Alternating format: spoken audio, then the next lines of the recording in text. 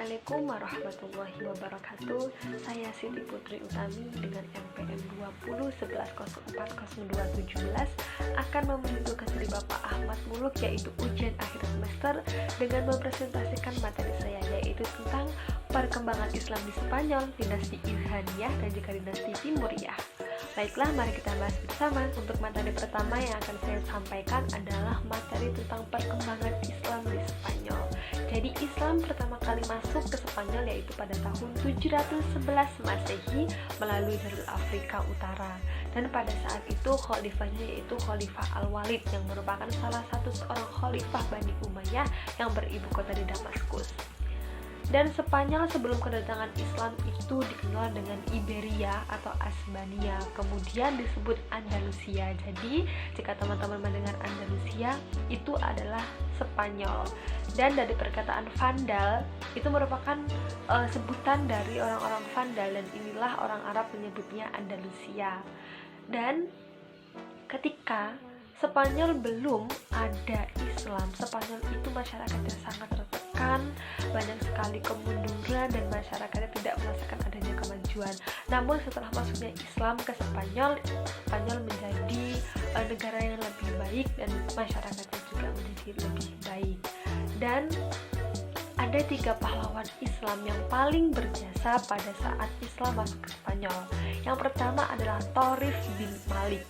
Biasanya Thorif bin Malik ini bisa kita sebut dengan perintis dan penyelidik. Lalu yang kedua ada Tariq bin Ziyad, yaitu adalah penakluk. Dan yang ketiga ada Musa bin Nusyair, yaitu memobilitas pasukan.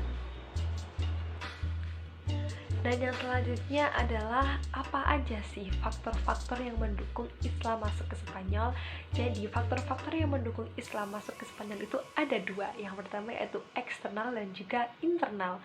Yang pertama adalah faktor eksternal. Faktor eksternal yang pertama adalah terpuruknya ekonomi rakyat Spanyol. Dan yang kedua, buruknya kondisi sosial dan juga politik. Dan yang ketiga, adanya perebutan kekuasaan antara elit pemerintahan. Yang kedua adalah faktor internal, yaitu faktor dari dalam.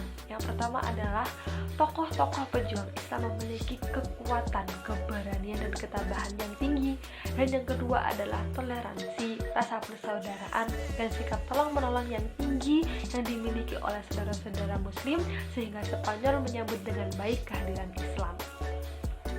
Dan yang selanjutnya adalah periode Islam di Spanyol. Ada 6 periode. Yang pertama yaitu pada tahun 711 sampai 755 Masehi, di mana Spanyol di bawah pemerintahan para wali yang diangkat menjadi khalifah Bani Umayyah. Dan pada saat ini keadaannya belum stabil, masih sering terjadi konflik di dalam ataupun di luar. Periode kedua yaitu pada tahun 755 sampai 912 Masehi. Pada saat ini Spanyol di bawah pemerintahan Amir atau Panglima, atau yang sering kita sebut dengan gubernur. Yang selanjutnya yaitu periode ketiga pada tahun 912 sampai 1013 Masehi. Pada saat ini mulai ada Abdurrahman III yang bergelar An-Nasir, dan juga mulai muncul raja-raja kelompok atau yang biasa disebut dengan mulk atau waif. Dan pada masa ini menjadi puncak kemajuan, dan juga pada periode ini telah mendirikan Universitas Cordova. Yang selanjutnya yaitu periode keempat pada tahun 1013 sampai 1086 Masehi. Pada saat ini Spanyol terpecah menjadi 30 negara kecil, yang terbesar diantaranya adalah Abbadiyah di Seville. Dan pada saat ini masih ada pertikaian internal. Yang selanjutnya yaitu periode kelima pada tahun 1086 sampai 1248 Masehi. Nah, pada saat ini terdapat kekuatan yang dominan yaitu dinasti Murabitun. Dan yang terakhir yaitu periode ke-6, yaitu pada tahun 1248 sampai 1492 Masehi. Nah, pada saat ini Islam hanya berkuasa di Granada dan di bawah Bani Ahmar. Yang selanjutnya adalah masa dinasti Ilhaniyah. Dinasti Ilhanat atau Bani Ilhan berasal dari rumpun bangsa Mongol yang pernah berkuasa di kawasan Asia Tengah pada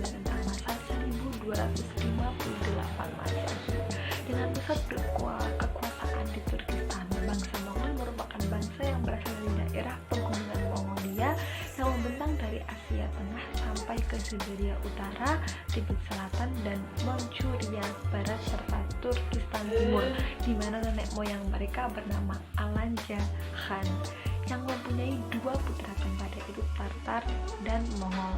Dari kedua inilah melahirkan dua suku bangsa besar, yaitu Mongol dan Tartar. Dan selanjutnya Mongol mempunyai anak bernama Ilhan yang kemudian dirujuk menjadi Bani Ilhan yang melahirkan keturunan pemimpin bangsa Mongol di kemudian hari. Dan yang selanjutnya adalah masa kemajuan dinasti Ilhan. Ya, kemajuan yang dicapainya meliputi yang pertama di bidang pemerintahan, salah satunya dengan membentuk dewan yang mengurusi masalah syariah. Lalu di bidang ekonomi dengan membangun sistem perpajakan yang baik dan mengawasi dengan ketat. Dan yang selanjutnya ada ilmu pengetahuan berkembang dengan banyaknya ilmuwan dan cendekiawan yang muncul. Aspek fisik dengan dibangunnya berbagai sarana prasarana di kota-kota, baik rumah sakit, masjid, dan lain-lain. Nah, setelah kita berbicara ada faktor kemajuan, pasti ada faktor kemundurannya. Jadi faktor kemundurannya adalah karena mendapat serangan dari Timur Leng. Timur Leng merupakan gubernur Transosiana di bawah Amir Khaja Khan yang memberontak terhadap serbuan Tughlaq setelah mampu menaklukkan Tughlaq Timur dan Ilyas Khoja. Ia berambisi menjadi raja, kemudian ia melakukan serangan-serangan dan dinasti Ilhan yang sudah terpecah belah dan saling memerangi, akhirnya mereka semua ditaklukkan oleh serangan Timur Leng. Yang selanjutnya adalah dinasti Timuriyah. Siapa sih pendiri dinasti Timuriyah? Pendiri dinasti Timuriyah adalah Timur Leng.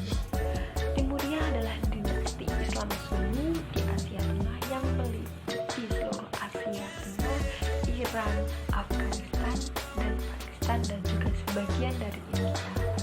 Mesopotamia dan Kaukasus kekaisaran ini didirikan oleh penakluk legendaris Timur Leng pada abad ke-14. Lalu masa kemajuan dinasti Timuriyah. Masa kemajuan dinasti Timuriyah adalah Timur Leng memang dikenal sebagai pemimpin yang sukses. Dalam tempo 35 tahun, dia bersama pasukannya berhasil menguasai seluruh Asia Tengah yang mencakup wilayah Iran, Irak, bagian selatan Rusia, hingga utara India. Luas wilayah keseluruhan yang dikuasai mencapai 4,4 juta persegi. Lalu Timur Leng meninggal dunia pada tahun 1405 ketika dia dan tentaranya tengah mempersiapkan rencana untuk menyerang Tiongkok. Dan ketika kita berbicara kemajuan, pasti juga ada kemundurannya. Masa kemunduran dinasti Timuriyah itu pada tahun 1370 sampai 1507 Masehi. Setelah meninggalnya Timur Leng, beberapa keturunannya sulit disatukan dan terjadi konflik internal.